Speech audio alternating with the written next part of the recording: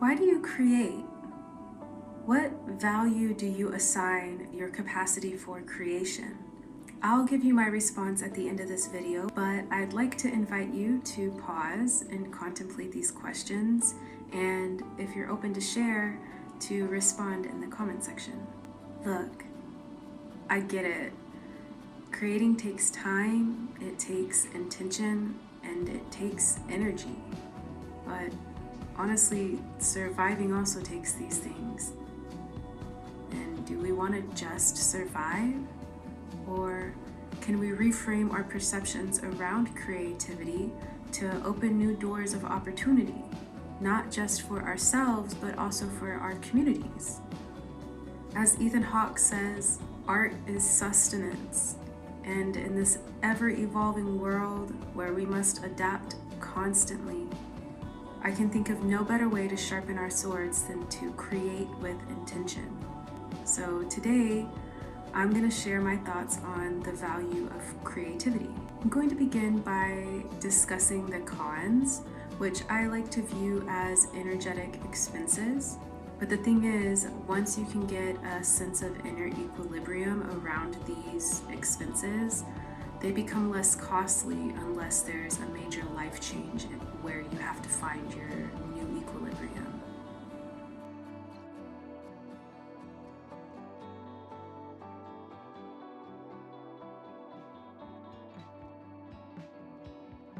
Practicing creativity requires balance between the logical and the artistic sides of the brain. I once had a business mentor express to me the anxiety he felt when staring down a blank page. I didn't understand at the time, maybe because back then there were parts of myself that were suppressed, but now I can see. The anxiety at a blank slate stems from an overactive brain, one that is constantly solving problems and looking for answers. But the artistic side of our brain, I believe, is more engaged with questions, not with solutions.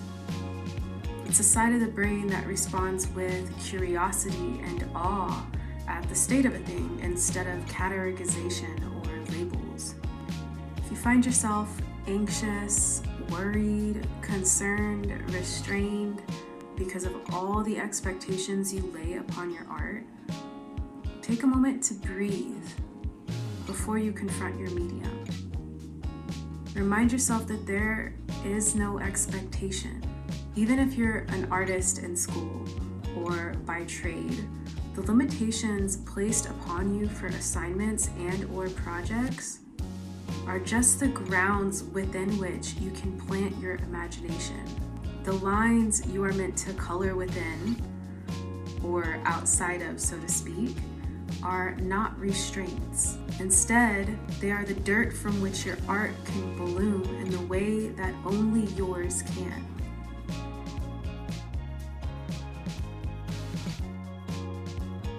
Creating will require consistent currency, whether it's energetic, temporal, or monetary. If you're not someone who considers yourself to be an artist, but you long to be, you can start anywhere. And yes, if you want to make movies or write books, you will need tools. You'll need funding. And these are all things to strive for as you grow. But we can start small and make huge changes. Without pen, without paper, our ancestors carried on stories verbally and painted pictures on stone walls. If you have no pen, no paper, you can sing yourself a song. You can recite a new poem into existence. You can plant a seed to grow a tree, or leave your mark on wet concrete. You can breathe. You can perceive. These are all acts of creation. Do they take time and energy? Absolutely, but they are free, and so are you to make any changes, to develop any skills, so long as you are willing to continue showing up, to the blank page that is each new day of life. And if you only show up when inspiration sparks, how can the fire within continually burn? We must show up regularly to tend to that creative space within, conversing within it to refine our ideas like gold.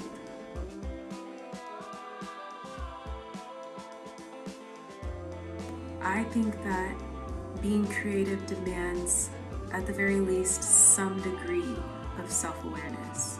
I believe this to be the case because I see creativity as calling for us to be aware of that inner feeling that guides us throughout the act of creation. Sometimes it won't make sense. There will be times when you think you're done with a piece, where you want to be done for whatever reason. But inside, you'll feel that pull, that magnetism that draws you to continue developing what you intuitively feel is not yet complete. And if you're not in touch with your intuition, you may overwork your piece, clouding its essence with your thoughts.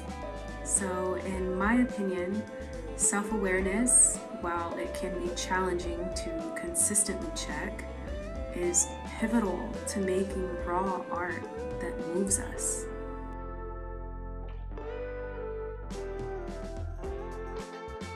Creating will require vulnerability, even if it's just with yourself. Speaking to all levels of creators, we must get comfortable feeling vulnerable. And maybe that's a bit of an oxymoron, but once we refine our self-awareness, it's very easy to want to conceal or to think of all the reasons why we shouldn't continue creating or why we shouldn't share our creations. I'm not saying that we shouldn't make personal creations that are just for ourselves, but I deeply feel that the purpose of art is not fully actualized until it is shared and experienced by others. And now on to the pros of practicing creativity.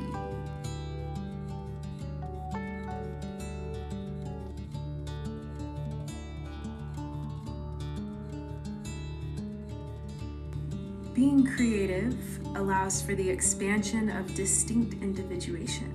So it might be a strange way to put it, but when a man and a woman come together and make a baby, that child has distinct DNA, distinct fingerprints. The filter of life, as I like to call it, is a transmuter of information.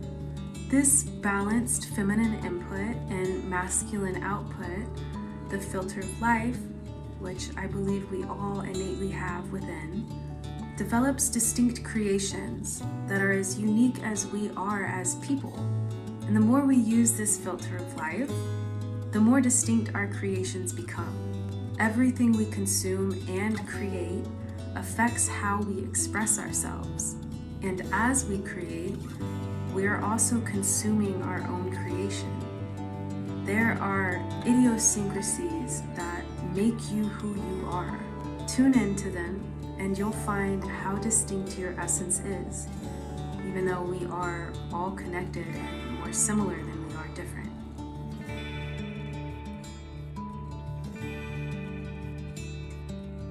Creating allows for the ignition of inner fire and amplifies the vitality in life. When you set out to create with intention, there's a fire that blazes within. It can keep you warm on cold, lonely nights and assist in providing sustenance on bad days or in dark nights of the soul.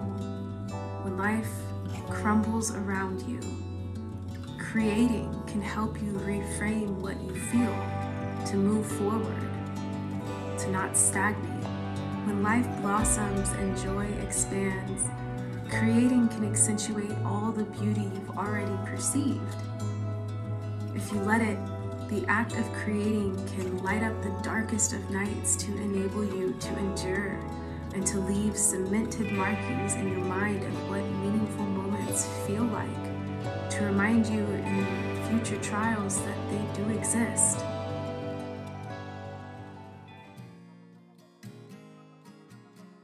Creating grows courage. Have you ever been wounded bad enough that you find yourself afraid to look at the damage? I sometimes feel that same dynamic when creating. I know where the wounds are. I know how they feel, but to venture into them long enough to transmute the pain into something beautiful or impactful enough to move my whole being along this journey of growth, it takes an immense amount of courage. Showing up to the canvas or the journal or whatever medium through which you're drawn to express yourself not only fortifies your ability to confront yourself, but also to confront other challenges that you'll face in the world. As Maya Angelou said, courage is the most important of all virtues, because without courage, you can't practice any other virtue consistently. You can practice any virtue erratically, but nothing consistently without courage. Or as C.S. Lewis once said, courage is not simply one of the virtues, but the form of every virtue at its testing point.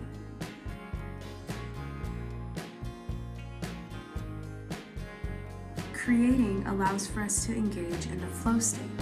According to flowresearchcollective.com, flow state is a highly focused and immersive mental state in which an individual's skill level matches the challenge of the task, resulting in reduced self-awareness, altered time perception, and heightened positive emotions.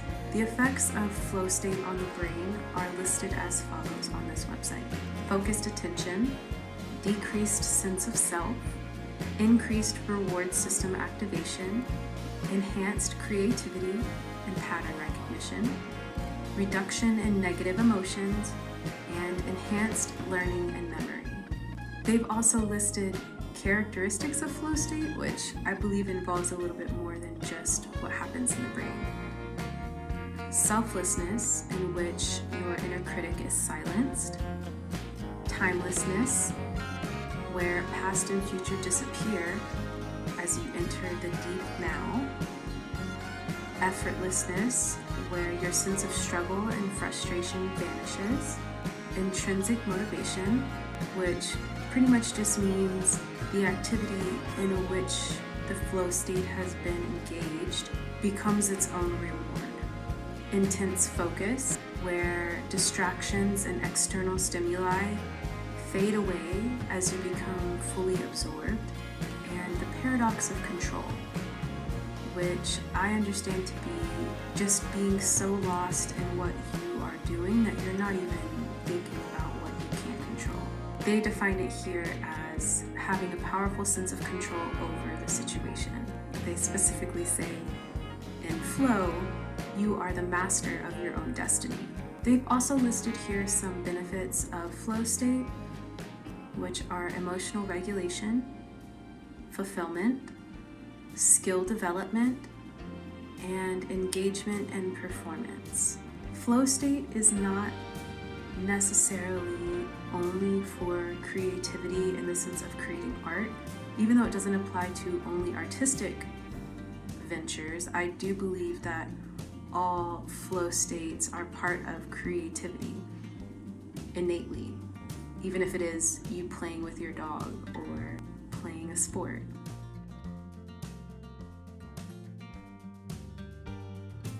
This next point kind of falls in line with some of what the flow state touched on, but I believe that creating blossoms our purpose and meaning. Returning to what fulfills you will allow life's meaning and your inner purpose to grow and blossom outwardly. You can hold it in for all or most of your life, or you can take action now to express what you love outwardly. As you connect with these outward expressions and their ripple effects, purpose and meaning are fortified within and will remain as long as they are observed, even through the highs and lows of life.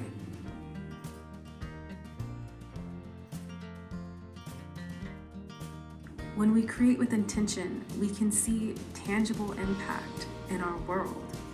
Every act of expression will have a ripple effect, even if it's only within your own perceptions. I believe the act of creating impresses the energy that resonates within the moment of creation or moments of creation. I think that as we carry these impressions with us, we find our perceptions shifted by them. I find this to be especially true when creations are shared with others.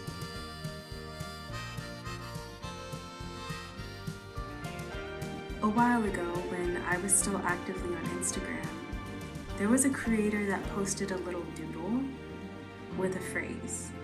I tried so hard to find this post, but to no avail, so I'll briefly summarize what I remember.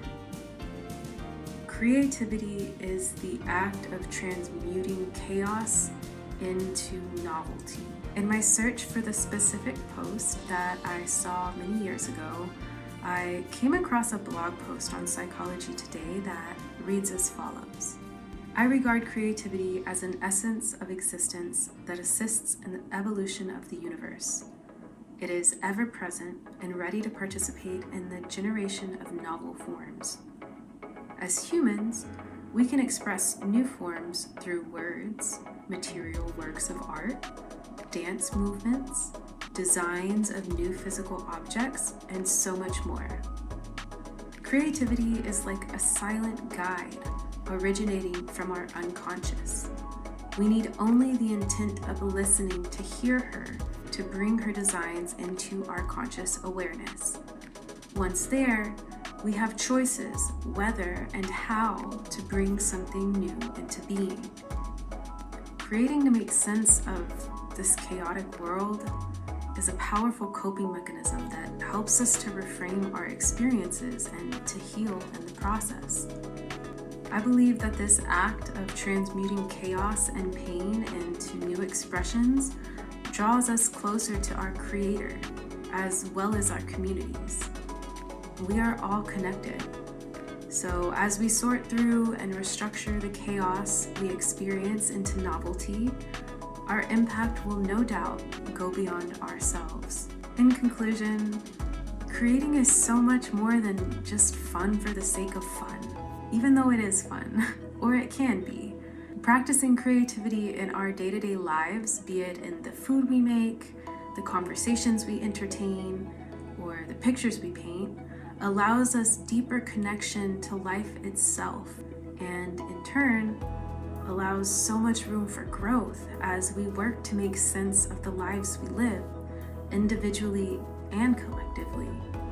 So to answer the question that I posed at the beginning, why do I create and what value do I assign my capacity for creation? I create because it has become an act of self-love. When I feel I have no answers, no understanding of my circumstances, I turn to a journal or a canvas or an instrument with all my questions, not necessarily looking for answers, but to allow my energy to flow. When I stop intentionally creating or expressing, I've noticed that I become less connected to both my inner and outer worlds.